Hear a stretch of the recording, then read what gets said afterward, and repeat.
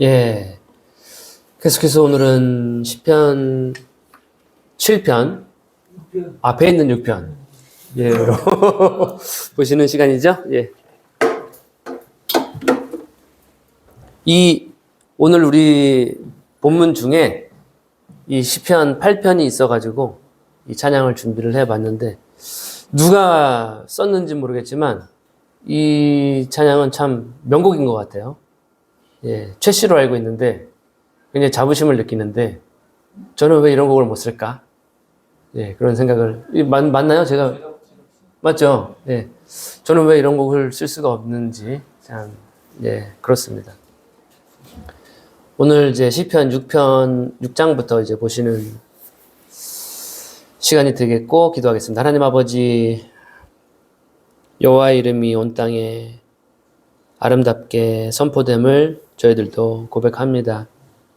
저희들이 눈으로 보는 모든 만물들 통해서 또 우리 한 사람 한 사람 주께서 창조하신 사람들을 보면서 주께서 손으로 만드시고 베푸신 그 모든 것들이 정말로 경이로움으로 다가오기를 원합니다.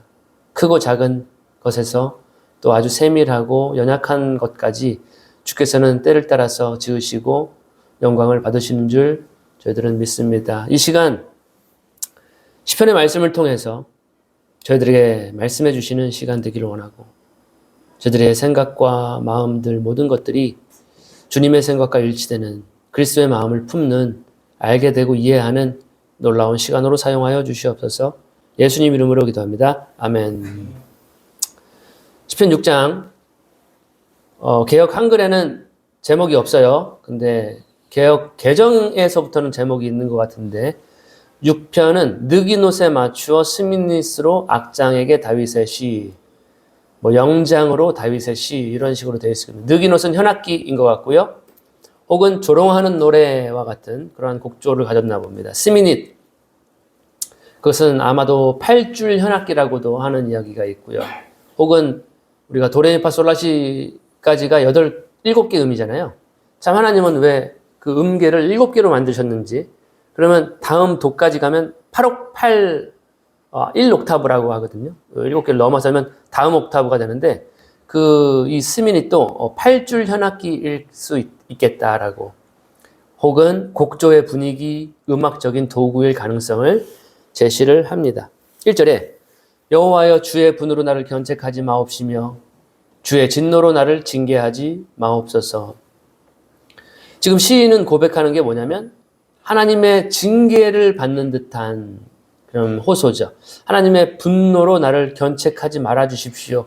이러한 것을 저 개인적으로도 이러한 것들을 경험하지 않았는가. 하나님의 징계와 하나님의 분노, 진노를 경험하기도 한 것 같아요. 그래서 히브리서 기자는 그렇게 표현합니다. 징계가 없으면, 하나님의 매질과 채찍질이 없으면 사생하기 때문에 그건 하나님이 우리 유익을 위해서 충분히 그렇게 하신다라고 하는 것 같아요. 시인도 지금 같은 경험을 하는 것 같습니다. 2절에 여호와여 내가 수척하였사오니 긍휼히 여기소서. 여호와여 나의 뼈가 떨리오니 나를 고치소서. 이러한 수척하고 아주 메마르고 뼈가 떨리는 고통, 이러한 고통을 경험해 보셨나요? 우리 자매님은 경험해 보셨나요? 그래요? 전혀 이렇게 보기에는 전혀 그런 거 경험 안 했을 것 같은, 굉장히 편안한 삶을 사실 것 같은 느낌이 굉장히 다분한데, 저를 딱 보시면 제가 어떤가요? 당신이 고난을 알아? 그런 것처럼 보이지 않나요? 근데 저도 나름대로 이러한 뼈가 떨리고 뼈가 마르고 굉장히 수척해지고 뼈가 떨리는 그런 고통들을 경험하는 것 같아요. 근데 그러한 뼈가 떨리고 수척하고 그런 고통을 고칠 수 있는 분이 누구냐? 지금 시인은 하나님이라고, 그거를 해결하실 수 있는 분은 나를 고치소서. 이러한 모든 징계와 하나님의 분노로 인한 나의 몸에 오는 징계, 이런 것들을 고치실 수도 있는 분이다. 그래서 결론적으로 1, 2절을 더하면 하나님은 징계하시기도 하고, 하나님은 분노로 우리를 혼내시기도 하고, 또 고치시기도 하는 그러한 하나님이시다라는 것. 3절에 나의 영혼도 심히 떨리나이다. 여호와여 어느 때까지니까. 영혼까지 떨리는 이 고통, 이건 당해보지 않은 사람은 아마 모를 것 같아요. 영혼이 안식이 없는 고통. 이게 누워도 잠이 안 오고 직장에 가서 일을 해도 내 정신은 내 정신이 아니에요. 그러한 고통이 어느 때까지입니까? 이런 기도가 있었던 것 같아요. 저도 언제까지 참아야 되는 것이죠, 하나님? 언제 저는 이 고통의 수렁에서 터널에서 빠져나올 수가 있는 거죠, 하나님? 이런 기도가 나올 때가 있는데 시인도 지금 그러한 상황인 것 같아요. 4절에 여호와여 돌아와 나의 영혼을 건지시며 주의 인자하심을 인하여 나를 구원하소서. 소망적인 것은 하나님은 구원의 능력이 있다고 하는 것. 그래서 하나님께 우리가 이러한 고통 가운데 내 육체와 뼈와 영혼까지 고통을 받는 그러한 시점에서 하나님은 우리를 구원하실 수 있다는 것. 그때 우리가 찾아야 될 것이 무엇인가? 술도 아니고 담배도 아니고 중독도 아니고 이러한 고통 가운데서 우리가 찾을 것은 약도 아니고 하나님일 것이다 라고 하는 그런 이야기입니다. 근데 그 하나님의 구원이 무엇으로 이루어지느냐면 4절에 주의 인자심으로 인해서 나를 구원하소서. 구원이라고 하는 것은 내가 잘나서, 내가 의로워서, 내가 떳떳해서, 내가 덕을 많이 쌓아서 그것으로 구원이 이루어지는 것이 아니고 주의 인자하심, 나를 향한 주님의 그 은혜로우심, 자비하심, 긍휼히 불쌍히 여기심, 이것으로 인해서 우리를 구원하신다라고 하는 것. 은혜로 구원이 이루어진다고 하는 것. 5절에 사망 중에서는 주를 기억함이 없사오니 음부에서 주께 감사할 자 누구리까? 사망과 음부에 대해서 이야기를 하는데 시인은 고백합니다. 사망 중에서는 주를 기억함이 없사오니 혹은 음부에서는 주께 감사할 자가 누가 있겠습니까? 라고 하는 이야기를 하는데 이 구절이 저에게는 좀 큰 도전이 되는 거예요. 왜냐하면 저는 사망과 음부에 가본 적이 없기 때문에 실질적으로 사망과 음부라고 하는 곳이 어떠한 곳이길래 지금 시인은 사망으로 가고 주를 기억함이 없지 않습니까? 음부에는 감사가 없지 않습니까? 저는 그 사망과 음부의 상황은 잘 몰라요. 단지 단서를 하나 저는 가질 수가 있는데 그거는 부자와 나사로의 예수님의 설교입니다. 그래서 부자도 죽어서 음부로 가고 나사로는 천사의 인도함을 받아서 아브라함의 품으로 가는데 서로 보여요. 이렇게 부자와 나사로가 서로 볼 수 있어요. 나사로는 평안하게 있는 거예요. 근데 부자는 너무 뜨겁고 고통스러워서 물 한 모금만 찍어줬으면 좋겠습니다. 라고 하는 그러한 성경의 어떠한 이러한 단서 같은 것은 있는데 조그마하게 실질적으로 저는 사망에 가본 적이 없기 때문에 음부에 가본 적이 없기 때문에 그것이 어떠한 곳인지 어떠한 고통이 있는지 저는 성경을 비추어서 찾아서 그것을 예측할 뿐입니다. 예상할 뿐입니다. 전도서 9장 4절에 이런 것이 있습니다. 모든 산자들 중에 들어있는 자에게는 누구나 소망이 있음은 산 개가 죽은 사자보다 낫기 때문이라.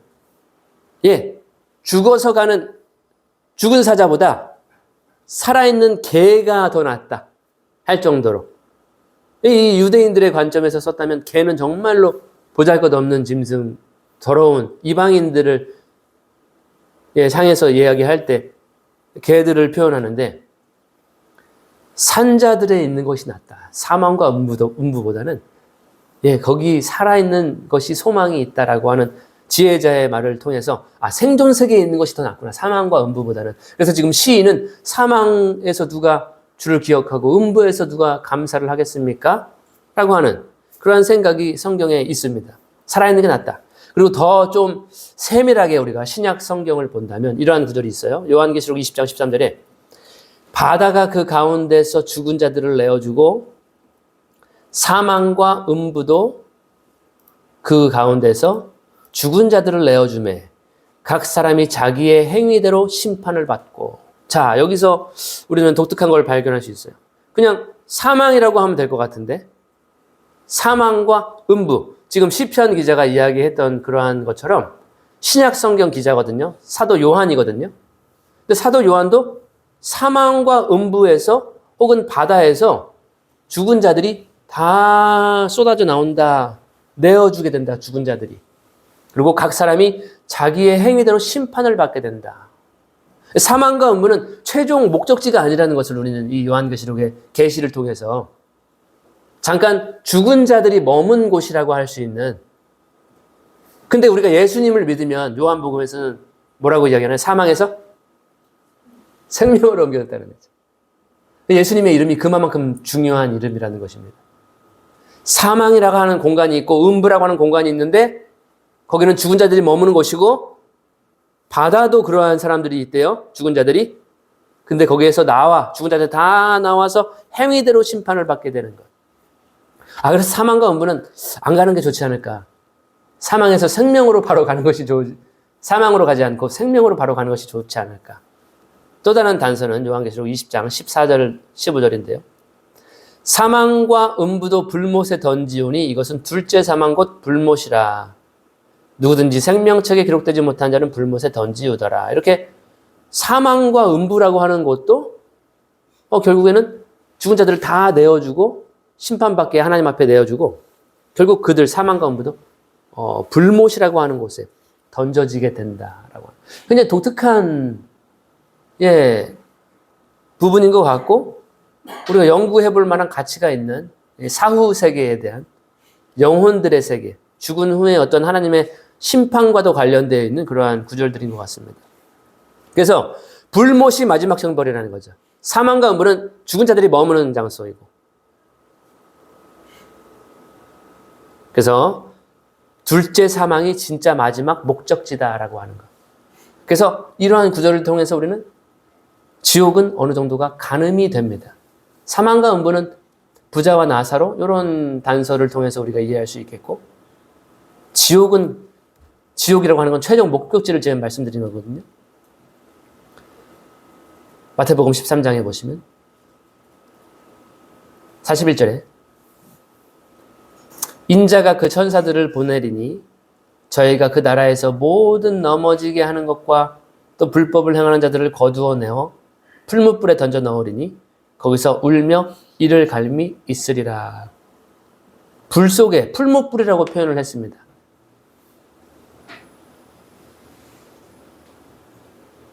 지옥은 이 풀무불과 같은 곳인 것 같아요. 천사들이 인자가 41절에 보시면 인자가 되죠. 예수님을 의미하거든요. 사람의 아들이라는 뜻입니다. 메시아적인 표현인데 그 인자가 천사들을 보내서 넘어지게 하는 것, 불법을 행하는 자들, 그들을 다 거두어서 풀무불에 던져 넣게 된다. 그것이 우리가 요한계시록에서 설명하고 있는 불못 둘째 사망일 것 같아요. 불의 호수입니다. 불못이라고 하는 단어는 Lake of Fire입니다. 그래서 불의 호수예요. 거기에 들어가게 되는데 이 지옥, 마태복음에서 묘사하고 있는 것도 풀무불도 그 지옥과 관련된 것 같아요. 무엇이 감사도 없고 주를 기억함도 없어요. 42절에 마태복음 보시면 울며 이를 갈미 있을 뿐입니다. 울면서 눈물이 계속 흘리면서 그래서 이를 부득부득 갈고 있는 그러한 불타는 장소가 불못, 지옥, 둘째 사망이 그러한 곳이다 라고 하는 단서를 우리는 가질 수가 있겠습니다. 6절에 내가 탄식함으로 곰핍하여 날마다 눈물로 내 침상을 띄우며 내 요를 적시나이다. 얼마나 눈물을 많이 흘렸는지 많은 눈물로 이 침상이 물에 떴어요. 눈물에 떴어요. 이렇게. 그리고 요가 그 이불들이 눈물에 다 적셔져 버릴 정도의 이러한 저녁, 밤을 보내고 있습니다. 이러한 밤을 우리는 한 번쯤 보내지 않나요? 저에게 있어서 이러한 밤이 있었거든요. 이 탄식과 이 답답함, 이 해결하지 못함, 고통, 뼈에 흔들리고 영혼이 편안함이 없는 그 고통 가운데에서 날마다 눈물로 기도만 나오는 그러한 상황들. 7절에 내 눈이 근심을 인하여 쇠하며 내 모든 대적을 인하여 어두웠나이다. 이 7절을 통해서 또 하나의 시인의 고통이 있는데 뭐냐면 모든 대적으로 인해서 적이 있었어요. 근심뿐만 아니라 모든 대적 때문에 눈이 지금 쇠해졌어요. 눈이 약해지고 어두워졌어요. 눈이 잘 보이지도 않아요. 굉장히 힘든 상황인 것 같아요.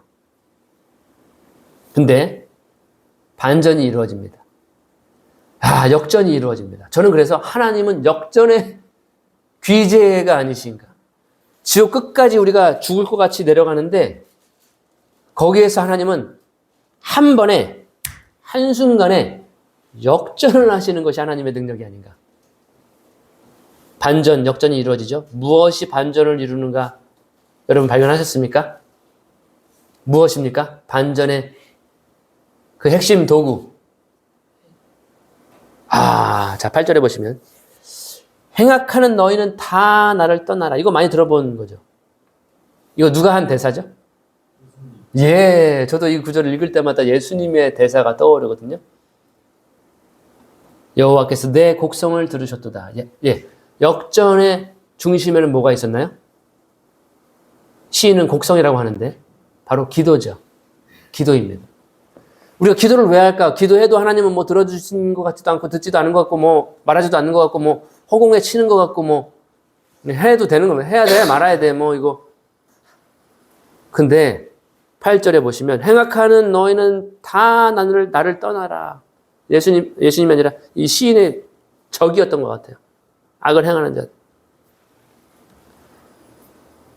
여호와께서 내 곡성을 들으셨도다. 하나님은 곡성을 들으신다는 것입니다. 하나님은 우리의 그 고통에 호소하는 기도를 들으신다고 하는 것. 9절에 보시면 여호와께서 내 간구를 들으셨으며 여호와께서 내 기도를 받으시리로다. 우리는 왜 기도할까요? 하나님이 들으시기 때문에. 듣고 잊어버리시는 분이 아니라 듣고 그 기도에 응답하시기 때문에 우리는 기도하는 거죠. 시인도 하나님께서 내 곡성을 들으시고 내 간구를 들으셨도다. 내 기도를 받으시리로다. 이렇게 확신에 찬 선언을 하는 것입니다. 그 결과 어떻게 되냐면 10절에 내 모든 원수가 부끄러움을 당하고 심히 떨미어 호련히 부끄러워 물러가리로다. 모든 원수가 부끄러움을 당하고 떨면서 이제 물러가게 됩니다. 정말 할렐루야인 것 같아요.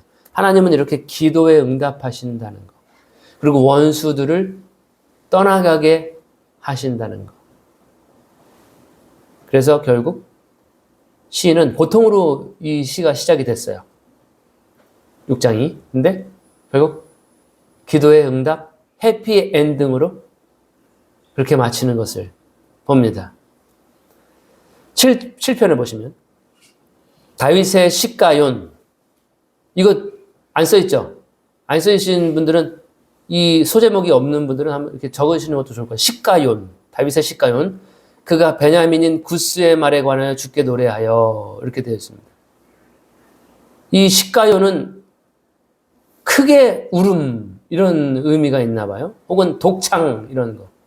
크게 노래 부르는 것 같아요.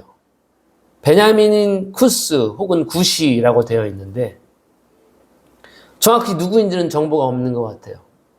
근데 베냐민 사람이라고 하는 것, 그 다음에 쿠시, 쿠스 이게 뜻이 뭐냐면 대부분 이게 쿠시, 구스 이게 검다라고 하는 의미를 많이 가지고 있습니다. 히브리어에. 그래서 이 사람이 다윗을 향해서 뭔가 안 좋은 말을 한 것 같아요. 맞죠?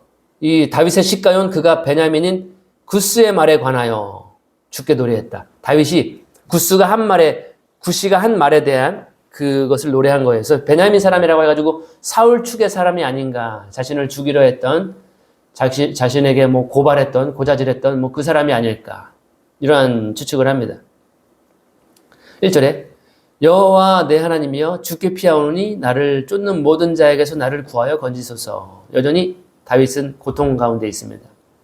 그리고 나를 쫓아오는 사람들이 있었던 것 같습니다. 도피할 때 뭐 이러한 이야기가 아닐까도 예측을 해볼 수가 있겠죠. 그때 이 다윗은 누구에게 피하냐면 하나님이여 주께 피합니다. 2절에 건져낼 자 없으면 저희가 사자같이 나를 찢고 뜯을까 하나이다. 사자가 먹는 모습은 굉장히 무섭습니다. 그 이빨이 너무나도 날카롭기 때문에 고양이한테 물려보나요? 깊이 파이거든요. 고양이도 이빨이 굉장히 길어요. 개는 물고 흔드는 듯한 느낌이거든요. 근데 고양이는 이게 되게 길어요. 이 괭이과들은 그런 것 같아요. 근데 사자도 이 괭이과 중에서는 가장 이게 이빨이 강력한 존재잖아요. 이 동물의 왕국에서 사자들이 이 짐승들을 요리도 안 하고 삶지도 않고 굽지도 않아요. 그냥 바로 생식을 하는데 이게 잡아 뜯는데 뭐 힘이 얼마나 센지 그냥 꺼죽이 막 뜯어나가지고 살꺼죽이 막 뜯어나 뼈도 부서집니다. 관절도 잘라요. 그 날카로운 이빨로. 굉장히 무서워요. 근데 지금 다윗이 처한 상황이 사자가 그 짐승을 먹는 것 같은, 이거 많이 봤을 거 아니에요, 다윗은? 목동하면서, 양의 목자하면서. 하나님이 나를 건지지 않으시면, 건전할 자가 없으면 저는 사자에게 사자 밥이 될 것 같습니다. 3절에 여호와 내 하나님이여 내가 이것을 행하였거나 내 손에 죄악이 있거나 화친한 자를 악으로 갚았거나 내 대적에게 무고히 빼앗았거든. 한마디로 제가 죄를 범했다면은 5절에 원수로 나의 영혼을 쫓아잡아 내 생명을 땅에 짓밟고 내 영광을 진토에 떨어뜨리게 하소서 셀라. 제가 죄를 범해서 지금 이러한 추격을 당하고 있는 것이면 제가 온당하게 그 벌들을 받겠습니다. 그러나 저는 죄가 없습니다. 저는 결백합니다. 저는 주님 앞에 죄를 고백할 것이 없습니다. 저는 그래도 양심이 있습니다. 주님 앞에. 무죄함을 주님 앞에 호소하는 것입니다. 마치 재판관 앞에 서 있는 죄인과 같은 모습으로 지금 추격을 당하고 있는 도피자 같은 모습으로 하나님 저는 무죄합니다. 6절에 여호와여 진노로 일어나사 내 대적들의 노를 막으시며 나를 위하여 깨소서 주께서 심판을 명하셨나이다. 이렇게 기도를 합니다. 여호와여 진노해 주십시오. 누구에게 진노한 저에게 진노하는 것이 아니라 내 대적들의 노를 막아 주십시오. 진노로 일어나서. 그 나를 위해서 좀 깨어나 주십시오. 일어나십시오. 이러한 이야기를 하는 거죠. 주께서 명하신 심판이 임하게 하소서 심판을 요청하는 것입니다. 온당한 판단을 요청하는 것입니다. 7절에 민족들의 집회로 주를 두르게 하시고 그 위 높은 자리에 앉으소서. 7절은 굉장히 시각적인 구절인 것 같아요. 민족들의 집회, 그들로 주를 두르게 하소서. 예, 묘사하는 것이 뭐냐면 민족들, 모든 백성들이, 모든 사람들이 주를 둘렀으면 좋겠고 모든 백성들이 주를 두르고 주님은 거기에 높은 자리에 돌아오소서라고 하는 것입니다. 백성들이 다 주님을 두르고 그 위 높은 자리에 앉으소서라고 하는 심판의 모습, 심판을 이렇게 하실 것 같아요. 이 시인의 이러한 묘사를 통해서 민족들이 다 주를 두르게 하시고 거기서 높은 자리에 앉으셔서 백성들을 심판하는 모습으로 아마 그러한 모습으로 심판하시지 않을까. 그래서 시인이라고 하는 다윗은 하나님의 공의로운 하나님을 심판장으로 모시는 것입니다. 주님께서 높은 자리에 앉으시고 모든 백성이 두르게 하소서라고 하는 그러한 심판, 공의로운 심판장으로 모시는 것입니다. 8절에 여호와께서 만민에게 심판을 행하시오니 여호와여 나의 의와 내게 있는 성실함을 따라 나를 판단하소서. 내 의와 내 성실함으로 나를 심판해 주십시오. 원수는 지금 사자같이 나를 잡아먹으려 하고 있는데 주님의 심판을 이루어 주십시오. 심판을 요청한다는 것은 굉장한 거라고 생각합니다. 제가 떳떳하지 못하면, 제가 의롭지 못하고 성실함이 주님 앞에 없다면, 당당함이 없다면 심판을 요청할 수 없을 것 같거든요. 저도 그 나물에 그 밥이기 때문에. 근데 이렇게 다윗이 심판을 요청할 수 있는 근거와 그 자신감과 비결은 무엇일까? 생각해 보면은 이게 무엇일까? 더 흥미로운 것은 8절에 하나님은 만민을 심판하신다는 것입니다. 하나님은 나쁜 사람만 심판하는 것이 아니라 만민을 심판하신다라고 하는 것. 예외자는 없을 것이라고 생각합니다. 한 사람도 예외가 없을 것 같아요. 하나님의 심판에. 근데 다윗은 왜 이렇게 당당할까? 저는 당당하지 못할 것 같거든요. 지금 이 순간 제가 하나님의 심판석에 간다 하더라도 저는 고개를 들 수 없을 것 같습니다. 저의 죄를 제가 알기 때문에. 저의 불의함, 부정함. 근데 다윗은 다른 것 같아요. 9절에 악인의 악을 끊고 의인을 세우소서. 의로우신 하나님이 사람의 심장을 감찰하시나이다. 하나님은 심장을 감찰하시고 다 아십니다. 시인은 그래서 말하기를 악인의 악을 끊어주십시오. 의인을 세워주십시오. 당신은 의로우신 하나님이십니다. 10절에 나의 방패는 마음이 정직한 자를 구원하시는 하나님께 있도다. 당당함의 이유가 있었습니다. 다윗은 뭐냐면 마음이 정직한 자를 구원하시는 하나님이 내 방패이십니다.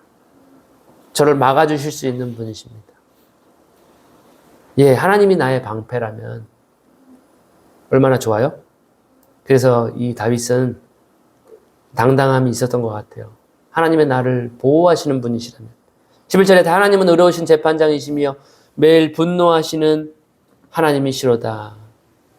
굉장히 무서운 의로운 재판장으로 묘사합니다. 12절에 사람이 회개치 아니하면 저가 그 칼을 가르시며 그 활을 이미 당기어 예비하셨도다. 예, 회개치 아니하면 칼을 갈고 계십니다. 이미 활을 당기고 계십니다. 근데 이 놀라운 것이 뭐냐면 하나님은 회개라고 하는 피할 길을 제시하셨다는 거예요. 이것이 당당함의 비결이 될 수도 있을 것 같습니다. 회개라고 하는 것.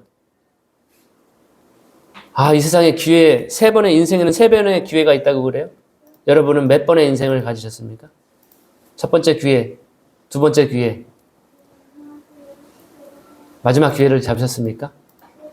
근데 그 진리는 아닌 것 같아요. 3번의 기회를 하나님 주셔야 잡는 거지, 그게. 근데 그 모든 기회 중에서 가장 소중한 기회는 지금 이 12절에서 뭐라고 할 수 있을까요? 바로 회개의 기회입니다. 이게 가장 귀한 선물인 것 같습니다. 이거는 반드시 잡아야 하는 기회일 것 같아요. 왜냐하면 회개하지 않으면 하나님은 칼을 가시고 활을 당기시기 때문에. 그래서 우리 모두는 다 저를 예외자는 없을 것 같습니다. 모든 사람은 다 회개해야 됩니다. 악인도 회개해야 됩니다. 악인에게 회개의 기회를 안 주신다? 저는 아니라고 생각합니다. 저도 악인 중에 포함될 수 있거든요. 저도 하나님의 의인 가운데 포함 안 될 수 있거든요. 그렇기 때문에 악인이든 의인이든 회개의 기회가 주어진다면 하나님께서 회개하라 하셨으면은 반드시 그 기회는 놓치지 말고 회개를 해야 되는 것입니다. 그러면 하나님의 칼을 피하게 되고 하나님의 활을 피하게 되는 것이죠. 또 어떠한 것을 준비하시냐면 13절에 보시면 죽일 기계를 또한 예비하시며 그 만든 살은 화전이로다. 죽일 기계까지도 우리 인류 역사 속에서 고안된 디자인된 여러 죽이는 기계가 있었죠. 예, 특별히 중세 시대에 그런 것들이 많이 있는 것 같은데 각 나라, 문화, 사회 속에서는 그러한 죽이는 기계들이 개발이 된 것 같아요. 우리나라에서는 이 주리 같아요. 주리를 틀라 하죠. 이게 다리 아프게 하는 거. 안봐도 아니고 이게 뭔가 다리를 꼬아가지고 굉장히 고통스럽게 하는 거. 그래서 이실직고를 안 할 수가 없는 거 있죠. 너무 아프게 하니까. 예. 당해보셨나요? 아니, 문화체험 이런데, 우리나라 한옥 체험 이런데 가면 가끔 주리가 있을 때가 있어요.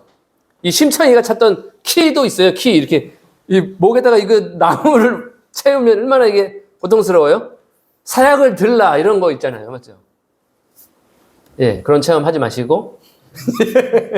이 성경을 통해서. 아무튼 하나님도 죽일 기계를 예비하셨다. 예, 어떠한 기계인지 저는 보기도 싫어요. 끔찍해요. 무서워요. 그리고 하나님도 화살을 쏘신다. 그가 만든 화살이 있다.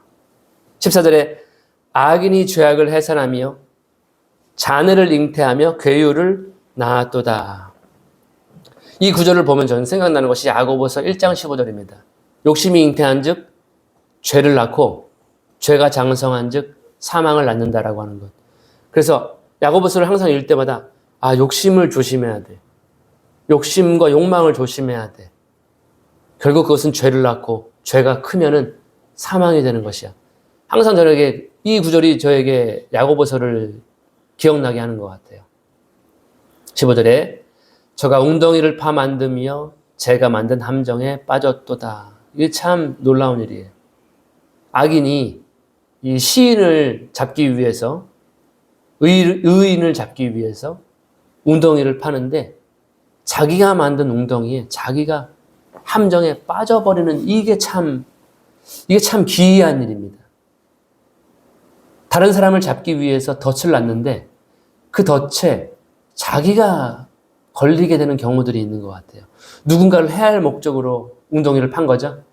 저는 그래서 애초에 이런 것을 누군가를 해하기 위해서 함정을 파거나 덫을 놓거나 밑에 그물을 놓거나 이런 것들은 하면 안 되는 거구나. 하면 안 되는 거구나. 해할 목적을 가지면 안 되겠구나. 그래도 사랑할 목적으로만 항상 우리가 움직여야 되겠구나. 왜냐하면 자기가 만든 그 웅덩이에 자기가 빠지게 되기 때문에 16절에 그 잔해는 자기 머리로 돌아오고 그 포악은 자기 정수리에 내리리로다. 내가 여호와의 의를 따라 감사하며 지극히 높으신 여호와의 이름을 찬양하리로다. 하나님의 의로우신 심판이 이렇게도 이루어진다는 것입니다. 자기가 무덤을 파고 자기 웅덩이를 파고 덫을 놓고 그물을 놓는데 악인이 거기에 빠지게끔 한다는 것입니다. 우리는 절대 덫을 놓거나 웅덩이를 파거나 그물을 놓는 그런 일들을 하면 안 되는 거예요. 그게 악인의 특징이잖아요. 결국에는 그게 자기의 머리로 돌아가고 자기 정수리에 그것이 임하게 되는 그런 의로운 심판을 하나님께서 하신다. 그래서 그 심판에 이 시인은 감사를 드립니다. 이렇게 이번 시편도 두려움으로 시작한 시였습니다. 근데 마지막은 감사와 찬양으로 마치게 되는 것입니다. 모든 하나님을 신뢰하는 사람, 하나님께 피하는 사람, 하나님을 의지하는 사람의 결말이 저는 이렇게 되리라고 저는 확신합니다. 물론 고통이 있고 적들이 많고 어려움이 있고 눈물이 있지만 우리가 하나님께 피할 때, 하나님을 의지할 때 그러한 웅덩이를 피하고 그러한 덫을 피하게 되고 결국에는 이렇게 하나님께 감사 찬양으로 마치게 되지 않을까. 자, 드디어 시편 8편에 왔습니다. 깃딧으로 악장에게 다윗의 시, 깃딧으로 영장으로 다윗의 시. 다윗의 시가 굉장히 많아요. 굉장히 유명한 시이고요. 특별히 한국 사람들에게는 유명한 시입니다. 왜냐하면 유명한 작곡가가 이거를 한국 찬양으로 만들어서 굉장히 의미가 있는 것 같아요. 깃딧, 뜻은 와인 프레스라고 하는 의미가 있는 것 같아요. 와인 프레스, 와인을 만들 때 포도를 다 집어넣고 발로 막 밟거든요. 이스라엘에 가면은. 동준 형제는 그 와인을 안 마실 거가 분명해요. 저는 알고 있어요, 동준 형제를. 왜 안 먹냐면 발로 밟았기 때문에. 당신의 발은 내가 신뢰할 수가 없다. 당신의 발에 무좀이 있을지 더러운 먼지가 있을지 동준 형제 절대 안 마십니다. 제가 알거든. 아무튼 이 깃딧이라고 하는 것이 이 포도즙 틀일 수도 있고요. 포도즙 틀을 밟을 때 부르는 곡조일 수도 있습니다. 이 이스라엘 사람들은 어쩌면 알 수 있을 것 같아요. 악기일 수도 있고 포도즙 틀을 밟을 때 우리 노동가 하잖아요. 노동요. 그런 것처럼 이렇게 일하면서 부르는 그러한 노래일 수도 있어요. 깃딧입니다. 1절에 여호와 우리 주여 주의 이름이 온 땅에 어찌 그리 아름다운지요. 주의 영광을 하늘 위에 두셨나이다. 시인은 지금 온 땅에 가득한 여호와의 이름. 특별히 이름이 얼마나 아름다우신지요. 예, 여러분 그 이름의 아름다움. 여호와 이름의 아름다움. 혹은 예수 이름의 그 이름의 그 향기로움. 시인의 이러한 시를 통해서 저는 맞아. 그 이름이 그렇게 아름답지. 가장 아름다운 이름. 여호와 혹은 예수. 시인이 지금 어디를 보고 있냐면 하늘을 보고 있는 것 같아요. 주의 영광을 하늘 위에 두셨습니다. 주의 대적을 인하여 어린아이와 젖먹이의 입으로 말미암아 권능을 세우시며 이는 원수와 보수자로 잠잠케 하려 하심이니이다. 이거 누가 인용했던 거죠? 아, 맞아요. 예수님이 나귀를 타고 예루살렘에 입성하실 때 막 호산나 높은 곳에서 호산나 주의 이름으로 오시는 이여, 예, 뭐 이런 막 외치었던 그때 인용하셨던 마태복음 21장 15절 16절에 인용하신 구절인데, 이 구절에 좀 저희 오늘 새롭게 다가왔던 것은 뭐냐면, 왜 하나님은 어린아이와 젖먹이의 입으로 권능을 세우실까라고 하는 것이 새롭게 다가왔습니다.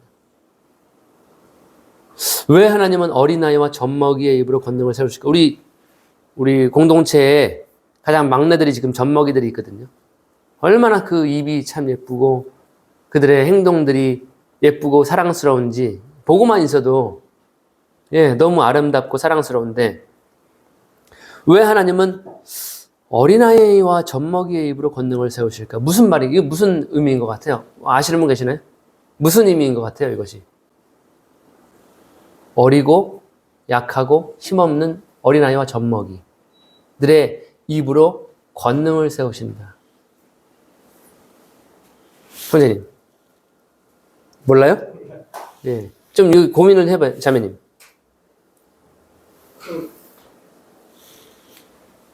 유대인 지도자들이 권능을 세워야 되는데 오히려 막 이렇게 비난을 하고 예수님을, 그러니까 그런 걸로 아닌데. 저도 비슷한 관점인데, 유대인들은 그래도 유력한 사람들이고 힘이 있고 어떤 권위와 권세가 있고, 그런 사람들을 통해서 권능을 세우시는 게 아니라 어린아이와 젖먹이가 얼마나 힘이 있으면 얼마나 있어요? 젖 빠는 힘밖에 없잖아요. 맞죠? 젖먹이들은. 엄마 젖만 주면 해막. 저도 그러한 때가 엊그제인데 벌써 애들이 벌써 이렇게 혼자 막 다 뛰어다니고 막 말썽 피우고 싸우고 그러고 있어요. 또 금방 이제 학교 들어가는데. 어리고 약하고 힘없는 자의 입으로 권능을 세우신다. 그 이유를 2절에 설명하죠. 이는 원수와 보수자로 잠잠케 하려 하기 위해서. 힘있고 능력있고 원수와 보수자들이 잠잠케 하시려고 하시는데, 하나님은 누구를 쓰시냐면 어린아이와 젖먹이와 같은 그러한 입, 연약한 입. 그들이 무슨 지식이 있어요? 그들이 무슨 말에 능력이 있어요? 전혀 없습니다. 근데 상식적으로 그 젖먹이는 원수와 보수자를 잠잠케 할 수 없거든요. 근데 하나님은 그 약한 자를 통해서, 약한 자의 입을 통해서 거기에 하나님은 권능을 주셔서 사용하신다는 얘기입니다. 결국 약한 자를 통해서 역사하셔야 하나님이 권능과 영광이 나타나기 때문에, 모자란 사람, 부족한 사람, 연약한 사람, 조금 능력이 없어 보이는 사람, 어부 출신, 세리 출신, 죄인 출신, 그러한 사람을 통해서 하나님은 자신의 능력을 거기에다가 두셔서 그들로 하여금 원수와 보수자로 잠잠하게 하시는 일을 하신다. 이거 굉장히 하나님이 항상 하시는 일인 것 같아요, 이것이. 힘 있는 자에게 세상 지혜, 뛰어난 사람을 하나님은 사용하시는 것이 아니라, 그 뛰어난 사람들은 대부분 하나님을 대적하는 사람이 많은 것 같아요. 하나님을 지혜 없다라고 하는 경우들이 많이 있고. 근데 하나님은 오히려 그렇게 미련한 것을 통해서 권능을 세우심으로 말미암아 자신의 영광을 나타내시는 것. 그 일을 계속하시는 것 같습니다. 그래서 참 소망이 있는 것 같아요. 저와 같이 부족한 사람, 배운 거 없는 사람, 모자란 사람, 어느 한 부분이 이렇게 핀트가 조금 이렇게 각도가 좀 빗나간 것 같은 사람,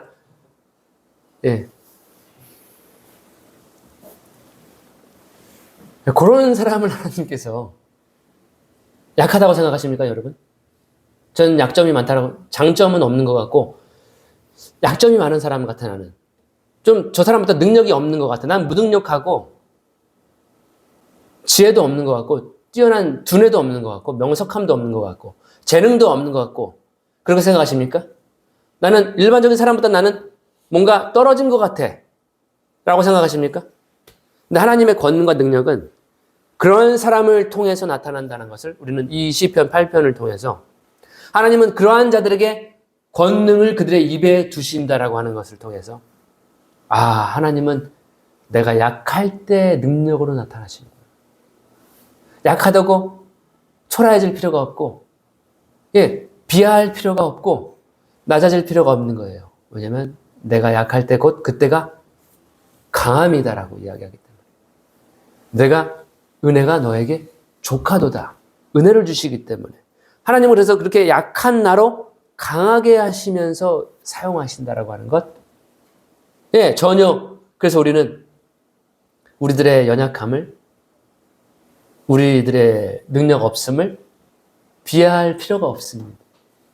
하나님은 어린아이와 젖먹이를 통해서도 원수와 보수자를 잠잠케 하시기 때문에 그들로 하여금 조용하게 만들 수 있기 때문에 3절에 주의 손가락으로 만드신 주의 하늘과 주의 베풀어 두신 달과 별들을 내가 보오니 사람이 무엇이고 한데 주께서 저를 생각하시며 인자가 무엇이고 한데 주께서 저를 권고하시나이까. 저를 천사보다 조금 못하게 하시고 영화와 존귀로 관을 씌우셨나이다. 이렇게 하나님은 주의 손가락으로 많은 것을 다 창조하셨어요. 하늘에도 달과 별들 이런 걸 지금 시인은 보고 있는 거예요. 그러면서 시를 쓰는 것 같아요. 그래서 그거를 누구를 위해서 만드셨냐? 사람이 무엇이간데 저를 생각하셨습니까? 우리 각자를 향해서 말씀하시는 거예요. 제가 무엇인데 저를 생각하시고 이 모든 것을 만드셨나요? 여러분들 밖에 나가서 집에 돌아가실 때 한번 나무와 새와 이 모든 것을 보세요. 누구를 위해 만드셨냐면 사람을 위해서 만드신 거죠. 저와 여러분을 위해서 하나님은 만드신 것입니다. 제가 무엇인데 저를 생각하셨나요? 인자가 무엇이간데 주께서 저를 권고하시는 돌보십니까? 저를. 오늘 하루도 왜 저를 관여하시고 생각하시고 염려하시고 돌보십니까? 챙겨주십니까? 제가 뭔데? 5절에 천사보다 조금 못하게 저를 만드셨는데 근데 영화와 존귀로 관을 씌워주시는 것입니다. 그래서 저와 여러분은 정말로 참으로 귀하고 존귀해요. 하나님의 눈에. 이 시인의 이 시를 통해서 6절에 주의 손으로 만드신 것을 다스리게 하시고 만물을 그 발 아래 두셨으니 우리로 하여금 사람이 모든 걸 다스리죠. 통치권을 가지고 있죠. 만물을 그 발 아래 두셨으니. 근데 재밌는 것은 이 구절들이 신약 성경 기자가 한번 다루거든요. 바로 히브리 기자가 이 구절을 다루거든요. 이 구절을 히브리 기자는 누구에 관련된 구절입니다라고 설명한지 아세요? 예수님을 향한 구절이다라고 해석을 해줍니다. 적용을 해줍니다. 히브리서 6장 2장 6절에 보시면 이런 말씀이 있죠. 그러나 누구인가가 어디에서 증언하여 이르되, 이거 지금 인용하는 것인데 시편이라고 얘기를 딱 잘라서 얘기하지 않고 누군가가 어디에서 증언하지 않았냐? 구약 성경에 이르되 사람이 무엇이기에 주께서 그를 생각하시며 인자가 무엇이기에 주께서 그를 돌보시나이까. 그를 잠시 동안 천사보다 못하게 하시며 영광과 존귀로 관을 씌우시며 만물을 그 발 아래에 복종하게 하셨느니라 하셨으니 만물로 그에게 복종하게 하셨은즉 복종하지 않은 것이 하나도 없어야 하겠으나 지금 우리가 만물이 아직 그에게 복종하고 있는 것을 보지 못하고 오직 우리가 천사들보다 잠시 동안 못하게 하심을 입은 자 곧 죽음의 고난 받으심으로 말미암아 영광과 존귀로 관을 쓰신 예수를 보니, 이 구절을 예수에게 적용한 것입니다. 이를 행하심은 하나님의 은혜로 말미암아 모든 사람을 위하여 죽음을 맛보려 하심이라. 만물을 그 발 아래 복종하게 하셨다라고 했는데 아직은 그것이 다 이루어진 것 같지는 않다라고 이 히브리서 기자라고 하는 것은 기록자를 의미하거든요. 히브리서를 기록한 사람은 이렇게 이 구절을 예수님으로 적용을 해서 설명했습니다. 만물을 그 발 아래 다 두었다. 근데 아직 복종한 것 같지는 않다, 만물이. 덧붙여서 에베소서 1장 22절을 보시면 똑같은 구절입니다. 또 만물을 그의 발 아래 복종하게 하시고 그를 만물 위에 교회의 머리로 삼으셨느니라. 예수님은 교회의 머리예요. 우리는 그분의 몸이에요. 지체라고 하는 거예요. 그분이 머리이시고. 그래서 지금 이 구절은 지금 시편 8편의 구절 만물을 그 발 아래 복종케 하셨습니다 라고 하는 것은 예수님께 적용되는 구절이고요. 그리고 사람에게도 적용되는 구절이고요. 그리고 교회에게도 적용되는 구절입니다. 결국 만물이 예수님께 복종을 해야 될 것이고 예수님은 우리의 신랑이시자 우리의 머리가 되시고 우리의 교회의 머리가 되시는 분이기 때문에 결국 만물은 예수님 아래에 복종하게 될 것이고 교회 아래도 복종하게 된다는 것을 우리는 이 구절을 통해서 창세기에 있는 내용도 이미지가 있고 예수님과 교회를 향한 하나님의 약속의 말씀이라는 것을 결국 우리는 저와 여러분은 예수님과 함께 왕 노릇을 하는 통치자, 우리 발 아래 모든 것이 다 굴복하게 되는 우리는 왕 같은 제사장이 되는 거예요. 거룩한 나라, 그의 백성이 되는 것입니다. 7절에 다시 시편으로 돌아와서 곧 모든 우양과 들짐승이며 공중에서와 바다의 어족과 해로에 다니는 것이니이다.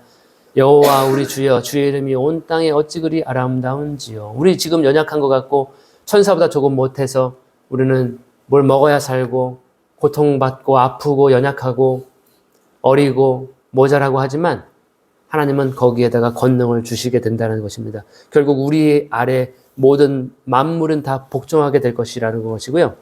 결국 사탄도 우리가 그의 머리를 밟아 부수게 된다라고 하는 우리 아래 다 복종하게 될 것이라고 하는 그러한 시가 그래서 여호와의 이름이 온 땅에 너무 아름답습니다. 주가 지으신 것을 보면은 이 모든 것을 다 우리를 위해서 만드셨군요. 라고 하는 결국 그리고 우리가 통치하게 될 것이군요. 라고 하는 메시지. 지금 우리는 좀 연약하고 우리가 주관자에 의해서 주관받고 그러한 모습이라 할지라도 이러한 메시지가 있는 수미상관의 구조의 시편이 되겠습니다. 수미상관이라고 하는 이 첫 구절과 마지막 구절이 똑같아요. 1절과 9절이 똑같습니다. 이러한 형태로 다윗이 이렇게 썼어요. 9장입니다. 9편입니다. 무슬라벤으로 악장에게 다윗의 시. 무슬라벤, 무슬이 죽음이라고 하는 의미가 있는 것 같고요. 그 라벤, 이거 벤이 아들인데 모호한, 이러한. 그래서 일반적인 견해 이 무슬라벤이 뭔지. 무슬라벤 써있나요? 성경책에? 안 써있는 분 계세요? 무슬라벤. 안 써있어요? 물라벤. 물라벤이라고 되고, 히브리어이기 때문에 그렇게라도 써있으면 되는 거예요. 그래서 아들의 죽음에 대하여라는 견해가 일반적입니다. 지금 무슬라벤으로. 근데 어떤 곡조일 수도 있습니다. 곡조. 또 원수의 죽음을 승리한 그런 승리의 곡조 노래. 아들의 죽음. 원수의 죽음. 이러한 식의 의미가 있는 것 같아요. 악장에게 줬기 때문에 어떠한 공동체의 음악으로 다윗의 시 1절에 보시면 내가 전심으로 여호와께 감사하오며 주의 모든 기사를 전하리이다. 이 시편은 굉장히 밝게 시작해요. 소제목은 죽음이라고 하는 뜻이 들어가 있는데 굉장히 밝아요. 우리가 찬양에도 굉장히 빠르고 밝은 찬양 있죠? 그런 거 좋아하는 분들이 있는데 저도 좋아하거든요. 2절에 내가 주를 기뻐하고 즐거워하며 지극히 높으신 주의 이름을 찬송하리니 내 원수들이 물러갈 때에 주의 앞에서 넘어져 망함이니이다. 이런 가사를 통해서 원수가 무너졌기 때문에 굉장히 지금 기뻐하는구나, 즐거워하는구나. 4절에 주께서 나의 의와 송사를 변호하셨으며 보좌에 앉으사 의롭게 심판하셨나이다. 이게 사절의 이 표현법이 뭐냐면 예언적인 과거 시제라고 합니다. 이런 거 들어보셨나요? 예언적인 과거 시제라고 하는 거 들어보셨어요? 이 의롭게 심판하셨나이다. 이거를 과거 형태로 쓰는 거거든요. 심판 아직 안 하셨어요. 적들을. 근데 이미 심판하신 것처럼 예언적으로 과거 시제로 써버리는 거죠. 심판하셨습니다. 라고 하는 과거 시제. 그것은 뭐냐면 아직 이루어지지 않은 예언적인 미래적인 사건이 이미 현재에 이루어질 것으로. 왜냐하면 하나님은 시작과 끝이잖아요. 하나님이 지금 내가 이겼다. 이렇게 완료 시제로 말하시면 미래에 이미 이루어지는 거거든요. 그래서 이러한 표현들이 이 시편에 굉장히 좀 있어요. 그래서 예언적인 과거 시제. 너는 결혼을 했다. 이렇게 표현하는 거예요. 제가 아직 결혼도 안 했는데 너는 결혼을 했어. 넌 아들을 가졌다. 아직 뭐 낭자를 만나야지 뭐. 네, 여성분들은 낭군을 만나야 뭔가 일이 벌어지는. 너는 만났다. 이렇게 과거 시제로 다 써버리는 경우들이 있는 거예요. 이렇게 하나님은 변호하시고 이 시인을 변호하셨으며 4절에 보시면 보좌에 앉으사 의롭게 심판하셨나이다. 5절에 열방을 책하시고 악인을 멸하시며 저희 이름을 영영히 도말하셨나이다. 원수가 끊어져 영영히 멸망하였사오니 주께서 무너뜨린 성읍들을 기억할 수 없나이다. 여호와께서 영영히 앉으시며 심판을 위하여 보좌를 예비하셨도다. 영영히 심판 보좌에 앉으신 하나님. 영영히 앉아 계세요. 사도 요한이 하늘로 올라갑니다. 올라갔는데 보석과 같은 분이 앉아 계셔요. 그분은 한 번도 일어난 적이 없어요. 저는 굉장히 재밌어요. 그분은 성경 여러 군데에 등장하시거든요. 근데 한 번도 일어난 적이 없어요. 그냥 항상 앉아 계셔. 근데 예수님은 어때요? 앉았다가 일어났다 하십니다. 보좌의 우편에 앉아 계시거든요, 예수님은. 근데 스데반 집사님이 죽으실 때 서서 스데반을 향해서 이렇게 주께서 저기 서서 나를 보신다 이런 표현이 있잖아요. 예수님은 앉았다가 일어났다 섰다가 하기도 해요. 근데 이 여호와 보석과 같은 분은 일어난 적이 없어요. 앉아서 뭐 하실까요? 모든 것을 다 판단하시는, 심판하시는. 일어나실 필요가 없다는 거예요. 그러한 분으로 묘사가 되는데 여호와께서 영영히 앉으시며 심판을 위하여 보좌를 예비하셨도다. 이 세상에서는 심판이 굽어지기도 하고요. 부조리가 판을 치기도 하고 정의가 실현되지 않고 무너지는 판단이 있을 수 있습니다. 어떤 사람은 미국 사람인데 흑인이었던 것 같은데 범죄 안 했는데 평생을 미국 감옥에서 있다가 결국 하나 단서를 가져가지고 발견해가지고 무죄가 판결이 바뀌어버리는 그런 뭐 보셨어요? 눈물을 흘리면서 드디어 내가 무죄가 인정되었구나. 근데 나는 늙은 할아버지가 되었어. 이러한 일들이 일어날 수 있어요. 인간사에는. 근데 하나님의 심판은 어떤가요? 하나님의 심판. 8절에 보시면 공의로 세계를 심판하시며 정직으로 만민에게 판단을 행하시리로다. 저는 틀린 판단을 할 때가 있습니다. 저의 생각 속에서, 저의 정보 속에서, 제가 가지고 있는 모든 생각, 이런 것들 속에서 잘못된 판단을 할 때가 있습니다. 저는 많이 했던 것 같아요. 그때를 돌아보면 정말 얼굴이 창백해져요. 하얘져요. 부끄러워요. 지우고 싶어요. 내가 왜 그랬을까? 잘못된 판결, 오해, 오판. 저 스스로의 옳음 때문에 자기 의라고 할 수 있거든요. 이게 맞는 거야 라고 하는 것 때문에 일을 그르치는 때가 가끔 있습니다. 근데 하나님은 공의와 정직으로 심판하시기 때문에 그분은 실수와 실패가 없어요. 그분은 내가 착각했구나. 내가 저 사정을 몰랐구나. 하나님은 그러시지 않는다는 거. 그렇기 때문에 하나님의 심판은 믿을 수가 있습니다. 그렇기 때문에 우리가 해야 될 가장 좋은 방법이 뭐냐면 우리가 심판하지 않는 것입니다. 우리가 판단하지 않는 것입니다. 우리가 가진 정보가 다 100%일 수도 있어요. 근데 인간은 한계 속에 있습니다. 그래서 우리가 할 수 있는 가장 지혜로운 방법은 심판을 하나님께 맡기는 것입니다. 우리가 심판하려고 하지 않는 것입니다. 굉장히 지혜인 것 같아요. 굉장한 지혜인 것 같아요. 하나님은 실수와 심판이 없기 때문에, 실수와 실패가 없기 때문에. 9절에 여호와는 또 압제를 당하는 자의 산성이시요 환난 때의 산성이시로다. 압제와 환난 받아본 적 있잖아요. 우리 한 번쯤. 공동체에서 미움 받아본 적도 있고 외톨이가 된 적도 있고 압박을 받을 때가 있고 환난을 당할 때가 있습니다. 근데 그러한 압제와 환난 때에 산성이 바로 하나님이 되십니다. 여러분 남한산성 가보셨죠? 남한산성이 그러한 곳 아닌가요? 산성입니다. 안전한 곳이에요. 뭔가를 볼 수도 있고 지켜볼 수도 있고 숨길 수도 있고 그곳으로 피하는 거예요. 우리가 힘들 때, 압제당할 때, 환난 때 그분께 피하는 거예요. 피할 곳이 있어서 참 좋아요. 숨을 곳이 있어서 참 좋아요. 10절에 여호와여 주의 이름을 아는 자는 주를 의지하오리니 이는 주를 찾는 자들을 버리지 아니하시니 이런 말씀이 너무 좋아요.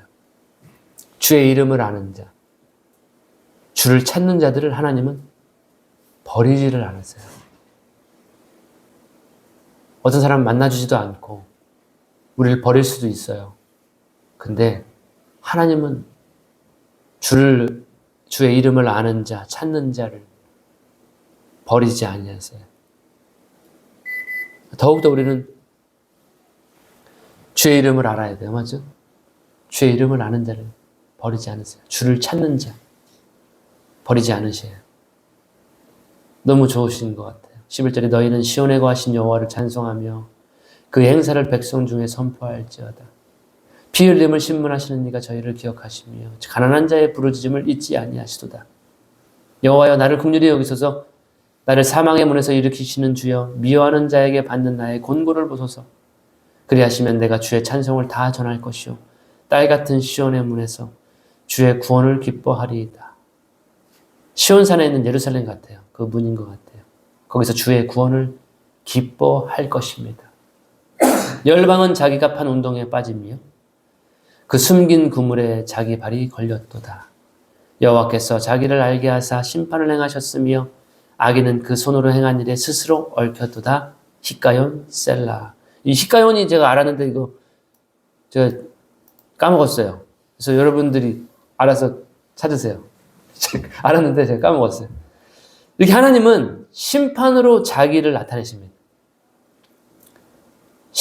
공의로 심판하심으로써 악인이 자기 손의 일에 스스로 얽혀버려요. 자기가 생각한 것에 자기 꾀에 빠져버리는 일을 통해서 하나님은 그렇게 심판으로 자신을 나타내 하나님이 역사하시는구나 여전히. 하나님이 일하시는구나를 나타내시는 것 같아요. 17절에 악인이 음부로 돌아가며 하나님을 잊어버린 모든 열방이 그리하리로다.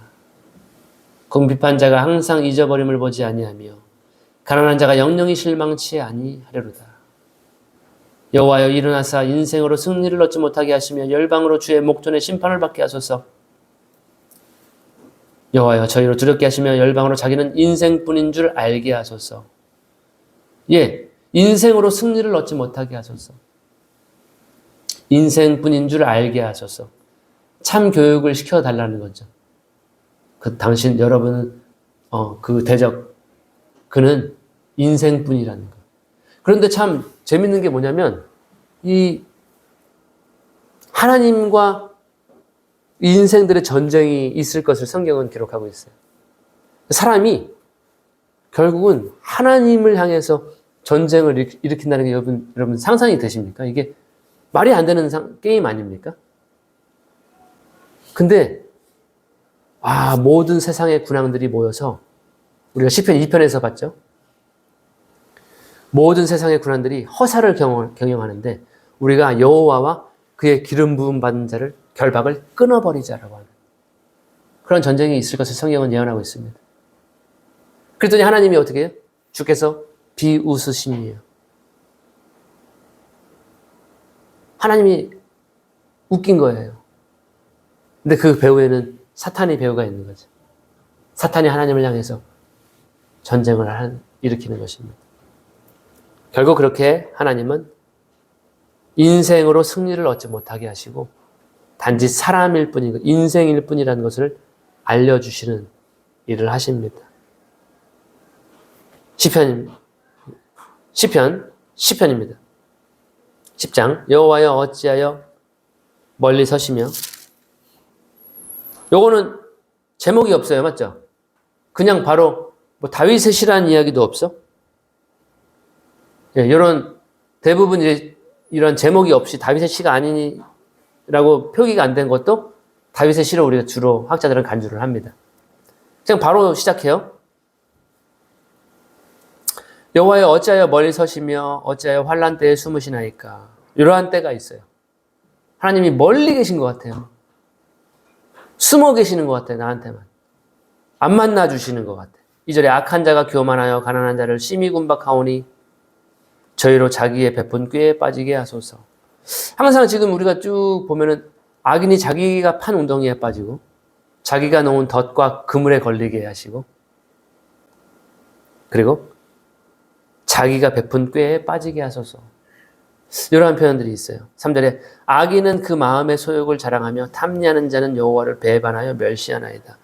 이렇게 악인이 자랑하는 때가 있는 거예요. 권세를 잡고 활동하는 때가 있는 것 같아요. 그래서 의인에게는 환난이 있는 것 같아요. 그래서 1절에서 왜 하나님 이러한 환난 가운데 있는데 악인이 득세해가지고 지금 권세 잡고 활동하고 있는데 왜 숨으셨나요? 왜 멀리 계신 것 같나요? 지금 그러한 호소입니다. 악인의 특징이 나와 있는데 2절에 교만하고 군박합니다. 심히 군박해, 교만해. 소욕을 자랑하고 탐리합니다. 그리고 여호와를 배반하고 멸시합니다. 3절에 나와 있는 것입니다. 여호와를 배반하는 것이 가장 그리고 멸시하는 것, 하나님을 멸시하는 것이 가장 두드러지는 특징이 아닌가.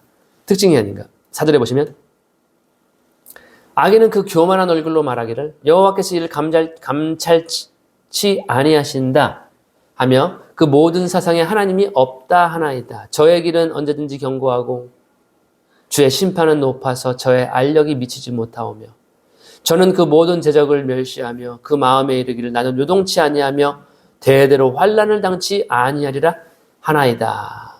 이 악인이 하는 얘기예요. 나는 요동치 않아. 하나님도 나를 심판하지 못해. 하나님이 감찰하실 것 같아? 아니야, 하나님 없어.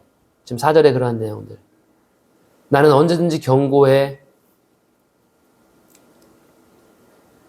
예, 그러는 것입니다.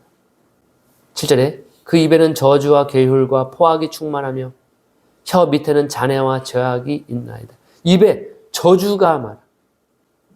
욕이 많고 괴휼과 포악이 충만해. 입에. 입과 혀에 특징이 있어요. 그래서 제가 입을 조심해야 돼요. 입이 이상한 말 하려고 그러면 입을 막아야 돼요. 입틀 막해야 돼요. 요즘 말로. 옛날 말로는 짚어쳐야 돼요. 혀에 잔해와 죄악이 있어요. 우리는 말을 너무 쉽게 하는 경우가 있어요. 8절에 저가 향촌 유벽한 곳에 앉으며 그 은밀한 곳에 무죄한 자를 죽이며 그 눈은 외로운 자를 엿보나이다. 사자가 그 구렬에 엎드림같이 저가 은밀한 곳에 엎드려 가련한 자를 잡으려고 기다리며 자기 그물을 끌어 가련한 자를 잡나이다. 이 사냥하는 사자로도 비유를 하죠. 앞에서도 사자가 찢어 먹는 것처럼 그런 표현을 했는데 여기서도 사냥하는 사자 보셨죠? 굉장히 조용하고 은밀합니다. 소리도 안 나요. 근데 계속 조용히 관찰하고 있다가 기다리다가 갑자기 낚아챕니다. 예, 사자로 묘사를 많이 하는 것 같아요. 그래서 베드로전서 5장 8절에도 근신하라 깨어라 그런 얘기 있죠. 근신해야 됩니다. 정신 차리라는 것이요. 깨어 있어야 됩니다. 왜냐하면 대적 마귀가 이렇게 가만히 있어요. 은밀한 곳에 엎드려 있어요.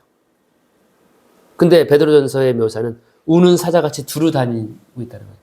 삼킬 자를 찾고 있습니다. 어떠한 놈을 삼킬까? 잡아먹기 좋은 그런 약점이 있는 놈. 그런 놈을 지켜보고 있죠. 예, 좀 무리해서 좀 뒤처진 놈. 그런 놈들을 지켜보고 있죠. 동물의 왕국 보면. 연약한 놈. 근데 소의 뿔이 이렇게, 뿔이 얼마나 날카로운지 사자가 그게 찔리더라고요. 와, 그 소가 뿔이 너무 무서워요. 힘도 무섭잖아요. 소의 힘도. 근데 사자가 답시다가 그 뿔에 한번 찔리거든요. 와, 이게. 근데 사자 껍질이 왜 이렇게 두꺼워요? 피부가 얼마나 두꺼운지 그 찔려도 그냥 뚫리진 않는 것 같아. 사람과 저 같았으면 벌써 뚫렸을 것 같은데. 와. 근데 우는 사자가 삼킬 자를 찾고 있는 거예요.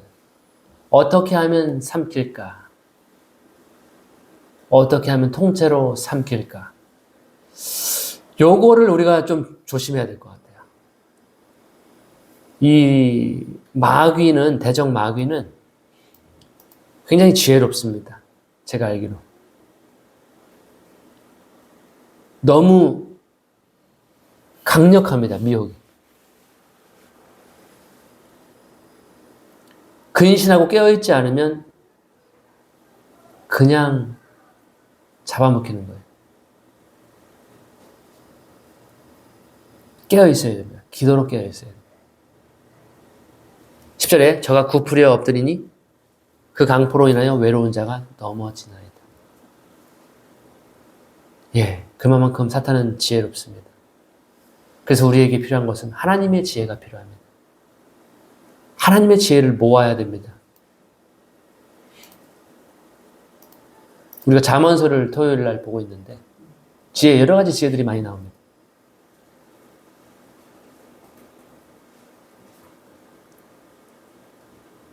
생각을 모아야 되고요. 지혜를 모아야 되고 모략이 많고 상담이 많고 서로 회의가 있을 때 그때 정말 좋은 지혜가 나오거든요. 11절에 저의 마음에 이르기를 하나님이 잊으셨고 그 얼굴을 가리우셨으니 영원히 보지 아니하시리라 하나이다. 여호와여 일어나옵소서. 하나님이여 손을 드옵소서. 가난한 자를 잊지 마옵소서. 어찌하여 악인이 하나님을 멸시하여 그 마음에 이르기를 주는 감찰치 아니하리라 하나이까. 이렇게 악인은 결국 하나님을 멸시합니다.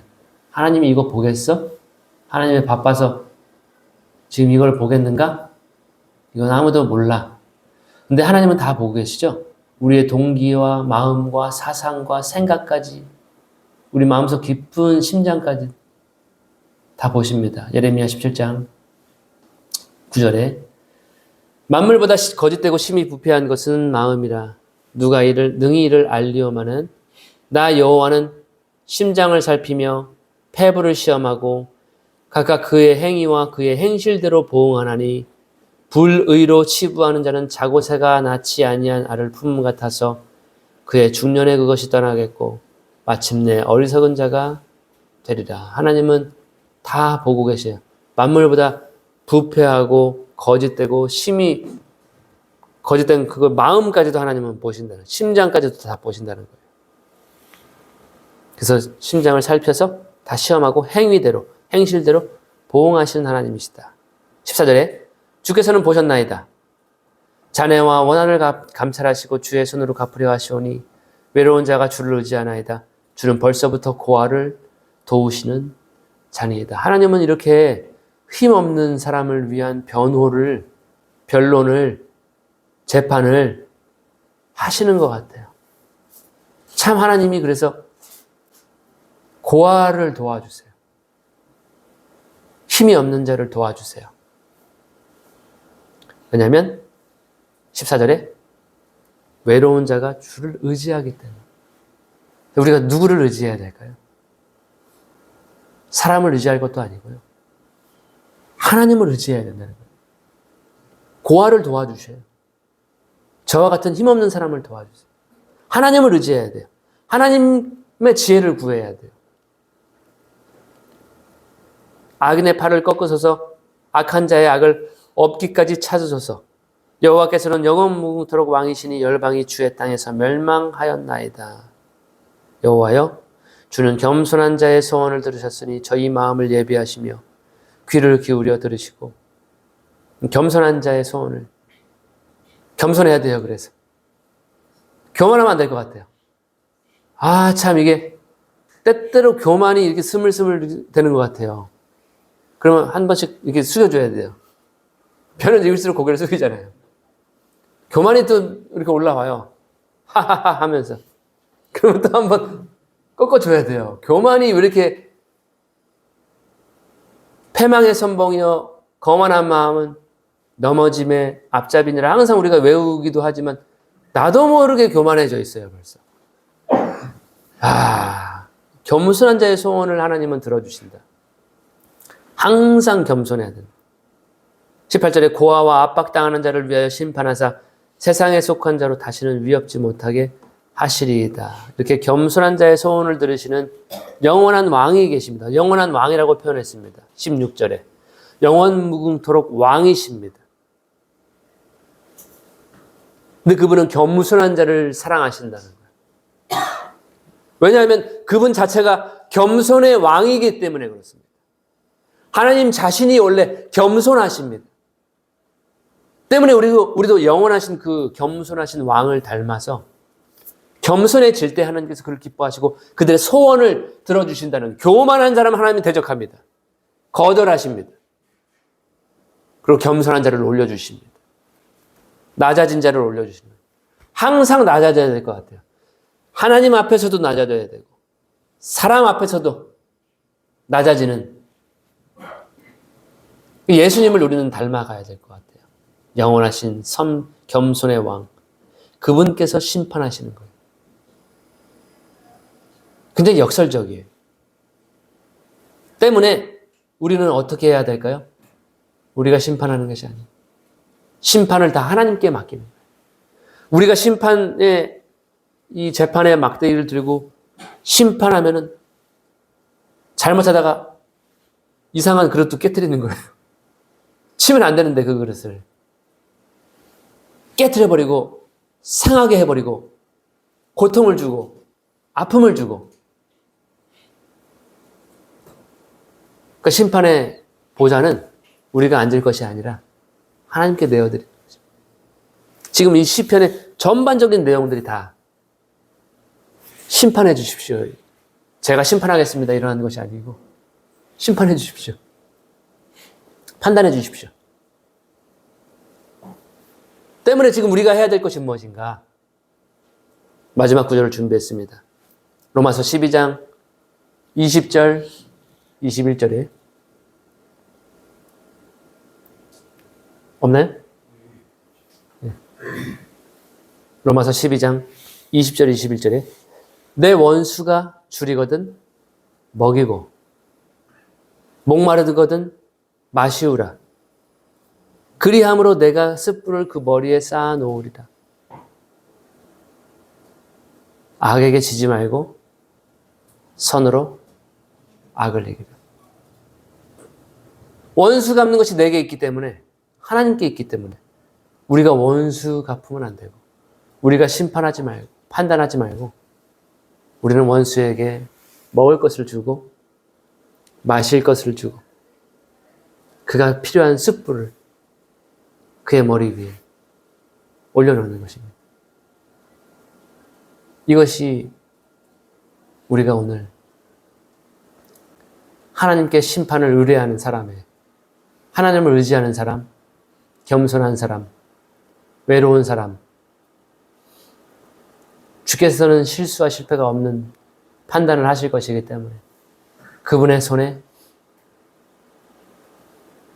그분께 심판 보좌를 맡겨드리고 우리는 이렇게 행동하면은 하나님께서 우리 겸손한 자의 소원을 들어주지 않으실까?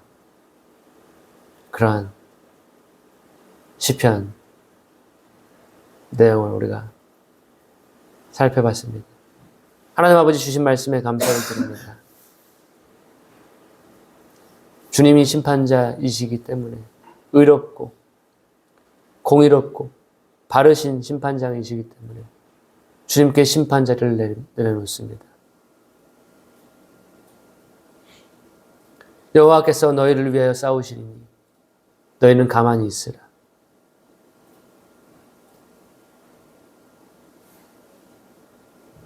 주께서 왕이시고 우리를 위해서 싸우시는 분이시고 또 올바르게 판단하시는 분이시오니 저는 잠잠하게 가만히 서서 주가 이루시는 일들을 보게 하시고 주가 이루시는 구원을 보게 하여 주시옵소서. 예수님 이름으로 기도합니다. 아멘.